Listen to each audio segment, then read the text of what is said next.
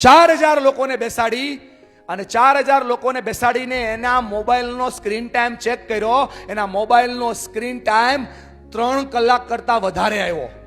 અને જેના મોબાઈલનો સ્ક્રીન ટાઈમ 3 કલાક કરતા વધારે આવે ને, એની ઈચ્છા હોય ના હોય, એની મરજી હોય ના હોય, એને અંદરથી થતું હોય ના હોય, એને એ નિર્જીવ મોબાઈલને, એની સ્ક્રીનને 2500 થી 3000 વાર ટચ કરવી પડે અને કરવી પડે. મતલબ આપણે આપણા મોબાઈલની સ્ક્રીનને 2500 થી 3000 વાર ટચ કરીએ છીએ. બેન, સાંભળો છો દીકરાઓ?